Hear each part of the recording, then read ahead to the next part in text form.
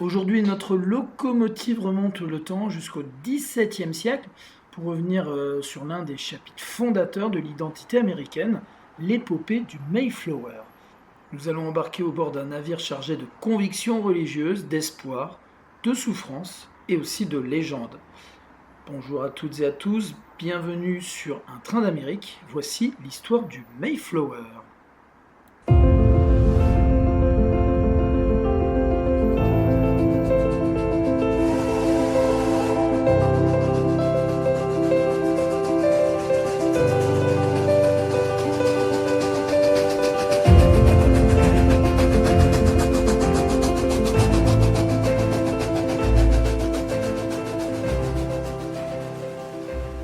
On ne pouvait pas être dans le Massachusetts et ne pas aborder cet épisode historique. Je remets un petit peu dans le contexte. Nous sommes donc au XVIIe siècle, l'Angleterre est en ébullition.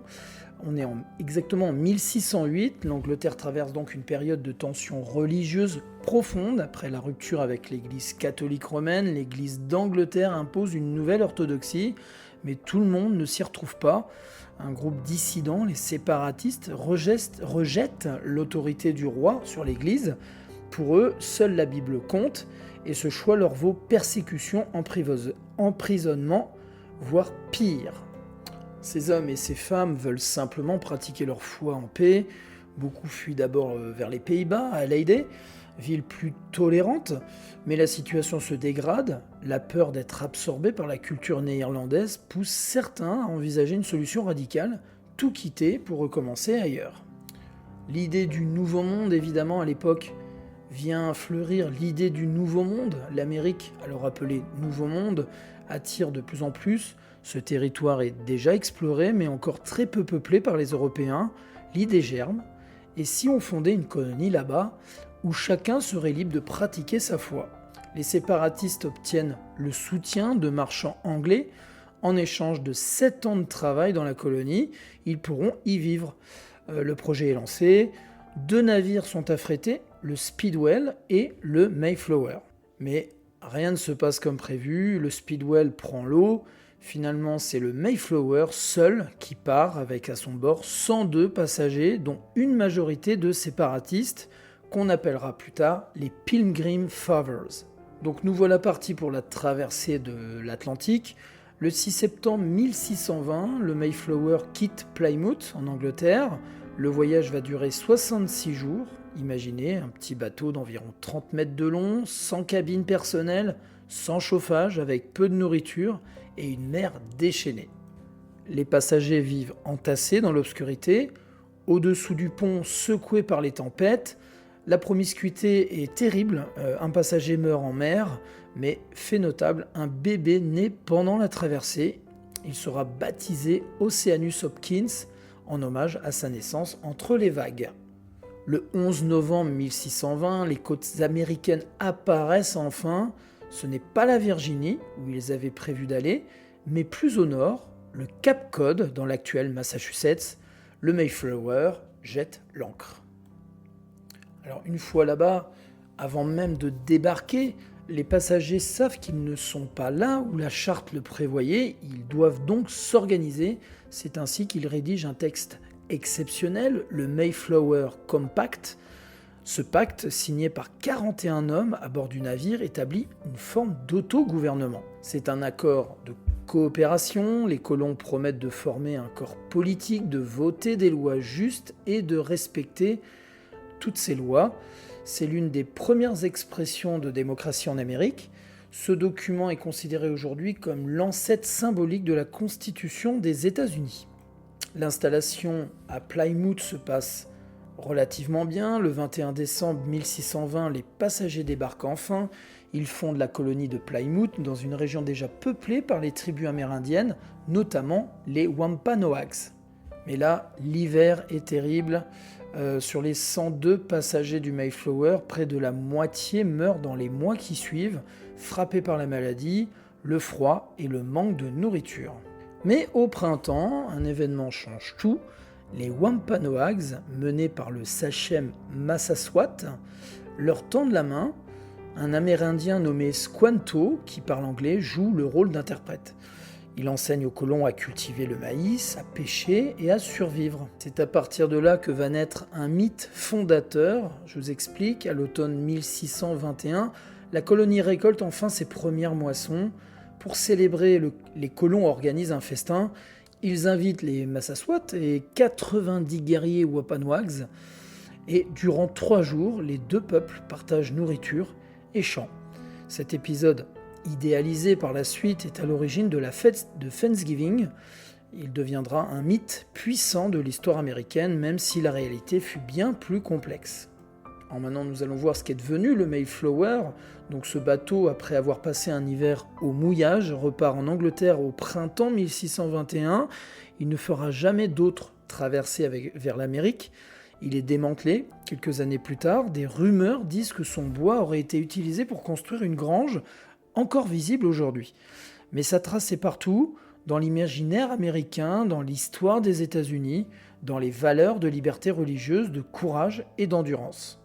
Maintenant, je vais vous parler de quelques anecdotes et faits divers sur ce bateau. Alors, il faut bien comprendre que ce bateau n'était pas prévu pour les passagers. C'était un navire de commerce conçu pour transporter du vin, des étoffes ou du poisson séché, pas des humains, surtout sur 5000 km d'océan. Il n'avait ni cabine, ni couchette confortable. Il faut aussi se mettre dans la peau de ces fameux passagers qui ont vécu 66 jours dans l'obscurité. La plupart des passagers ont passé le voyage dans l'entrepont, sans lumière naturelle, dans des conditions d'hygiène très précaires et avec un air étouffant. Alors je reviens juste sur ce bébé qui est né pendant la traversée, Oceanus Hopkins, qui malheureusement est mort jeune quelques années plus tard. Je vous parlais aussi du bois qui aurait servi à construire une grange. Ça se trouve dans le village de Jordans en Angleterre. Elle existe toujours aujourd'hui. On estime aussi aujourd'hui à 10 millions d'Américains qui peuvent revendiquer une lointaine ascendance liée au Mayflower. Parmi eux, assez surprenant, Marilyn Monroe, Clint Eastwood, Humphrey Bogart et les 2 présidents Bush, ainsi que Brad Pitt. Alors, je voulais revenir un petit peu sur les pères pèlerins qui ne représentaient pas la totalité de l'équipage. Il y avait un peu moins de 50 personnes parmi les 102 passagers du Mayflower. Alors le terme père pèlerin, en fait, c'est un terme qui n'a été popularisé que plus de 200 ans après leur arrivée, notamment par des discours patriotiques au XIXe siècle. Je reviens aussi sur Squanto, l'interprète amérindien qui parlait anglais. Il a été kidnappé par des Anglais, il avait été emmené en Europe, puis revenu en Amérique. Son anglais parfait a sauvé la colonie. Il leur a appris à survivre et à planter du maïs. Alors pour finir cet épisode, je vais revenir sur ce document, le Mayflower Compact, qui est quand même le document fondamental qui a été signé donc à bord du bateau en 1620. Alors ce document était très important parce que arrivé une fois là-bas, il n'y avait pas d'autorité officielle sur cette terre. Sans cadre légal, ils risquaient le chaos, alors ils ont décidé de s'organiser par eux-mêmes. Le Mayflower Compact est une sorte de pacte d'entente dans lequel les signataires promettent de former un corps politique uni, de créer des lois justes et de s'y soumettre pour le bien de tous. Voici un extrait. Nous nous engageons solennellement et mutuellement en présence de Dieu à nous associer en un corps politique, civil, pour notre meilleur ordre et notre préservation. Il est signé par 41 hommes, pas les femmes ni les domestiques, comme c'est l'usage à l'époque, mais ce texte symbolise un acte unique. Le pouvoir ne descend pas d'un roi, il est consenti par les membres de la communauté. Et il est important parce que c'est la première fois que des Européens en Amérique se gouvernent eux-mêmes, volontairement, sans l'intervention directe d'un roi, d'une charte ou d'un gouverneur. On y voit les prémices de ce qui deviendra la démocratie américaine. Les historiens considèrent le Mayflower Compact comme un document fondateur au même titre que la Déclaration d'indépendance ou la Constitution. Il n'est pas long, il ne fixe pas de loi précise, mais il pose une idée fondamentale, le peuple peut se gouverner lui-même. Petite anecdote, le Mayflower Compact a failli être oublié. Il n'a été redécouvert qu'au XVIIe siècle dans les écrits de William Bradford, l'un des leaders du groupe. Aujourd'hui, il est enseigné dans toutes les écoles américaines comme un symbole de courage, d'unité et de responsabilité collective. Voilà ce qu'on pouvait dire sur le Mayflower, qui n'était pas qu'un petit bateau, mais il portait à son bord quelque chose d'immense, une idée, celle que l'on peut recommencer ailleurs, autrement, avec courage. Je vous retrouve très bientôt pour un autre grand sujet dans le Massachusetts.